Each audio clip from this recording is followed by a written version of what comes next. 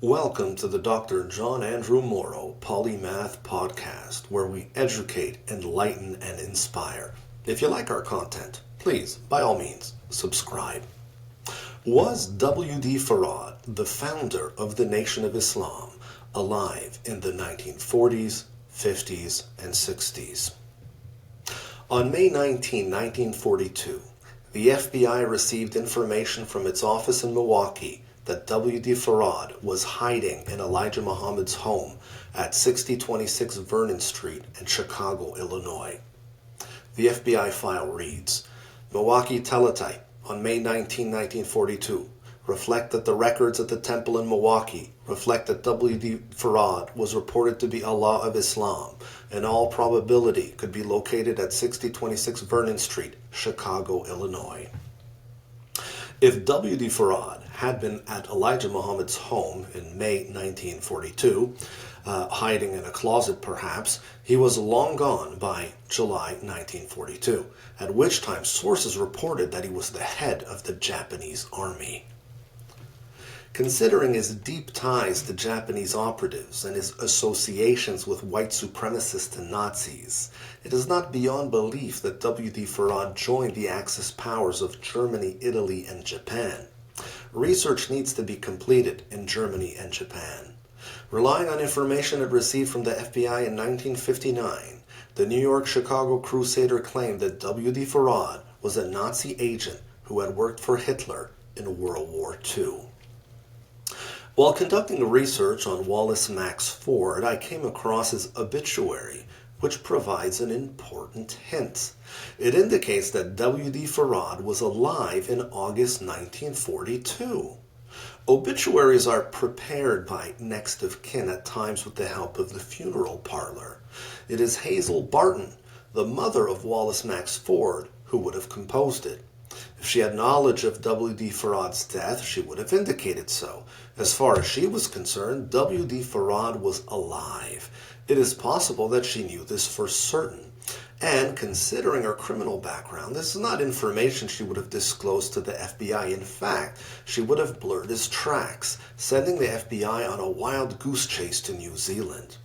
As the obituary reads, Wallace Max Ford leaves his father, Wallace Ford Sr., and his mother, Mrs. Hazel Avelszer. It almost implied that he was in Los Angeles. Did he attend his son's funeral?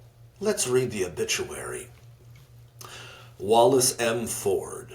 Funeral services for Wallace M. Ford, 21, of 4776 Hub Street, a member of the United States Coast Guard, will be conducted by Forest Lawn Mortuary in the Weekirk of the Heather at 11:30 a.m. Saturday with the military rites. He leaves his father, Wallace Ford Sr. He leaves his father, Wallace Ford Sr., and his mother, Mrs. Hazel of Los Angeles.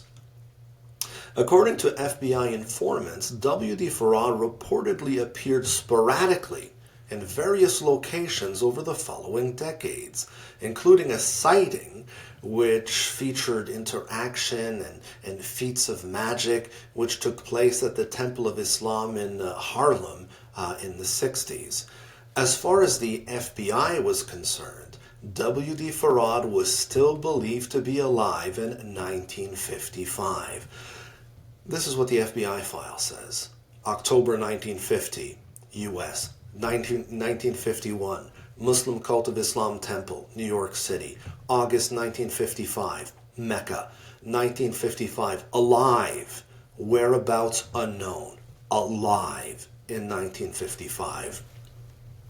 In 1957, the FBI reported that a specific letter was sent to the Honolulu branch. It was postmarked Sandersville, Georgia. This was the birth home of Elijah Poole, Elijah Muhammad, where Muhammad Farms was founded in the 1960s. It came from the rural roots of the Nation of Islam. The nature of the specific lead is not specified, nor are the contents of the letter. However, it appears that its author was dismissed as a psychopath unless the pejorative adjective applied to Abdul Muhammad, who is listed in the sentence above. On January 14, 1958, the FBI reported that a reliable informant revealed the following.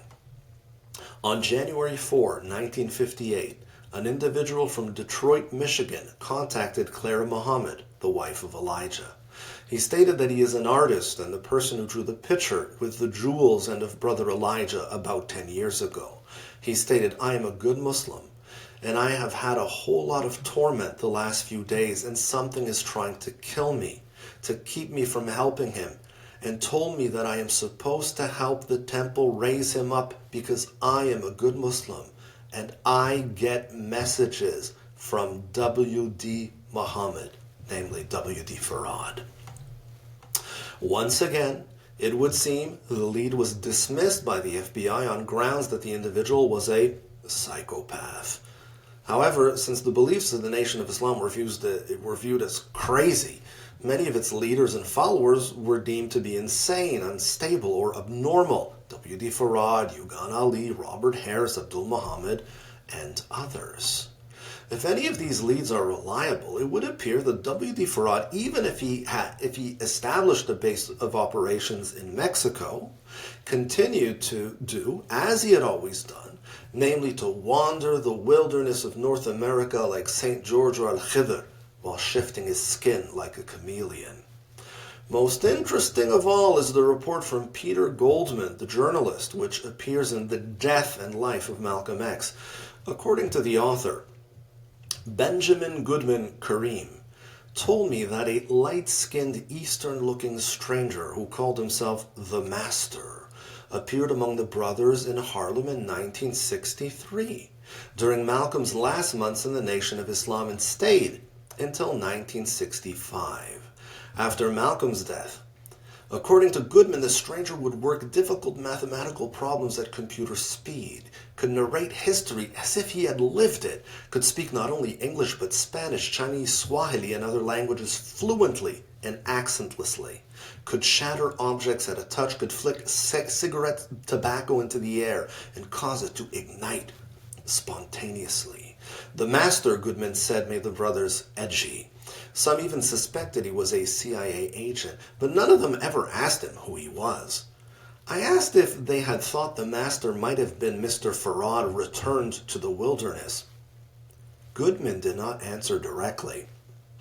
He said that the Master did not look like Mr. Farad, was bigger for one thing, but he believed that it would have been within Mr. Farad's powers of mind to alter his size and appearance. Whew! This man, whoever he was, shared uncanny similarities with W.D. Farad. From his looks to his mathematical and magical skills, knowledge of history, and proficiency in multiple languages, the Master sounds very much like W.D. Farad.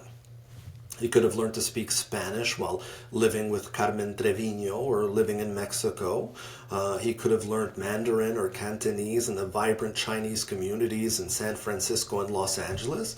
If he was a Swahili speaker, he could have been a Khoja Shia Ismaili or Ithna Ashari from East Africa. The only problem with the thesis that the Master was W.D. Farad is that, according to Benjamin Kareem, the former did not resemble the latter. However, he was unequivocally comparing him to the official NOI portrait of W.D. Farad. Had he been shown the mugshots and newspaper photographs of the man known as Wally D. Ford, Wallace Dodd Ford, and Wallace Farad, he could have positively identified him.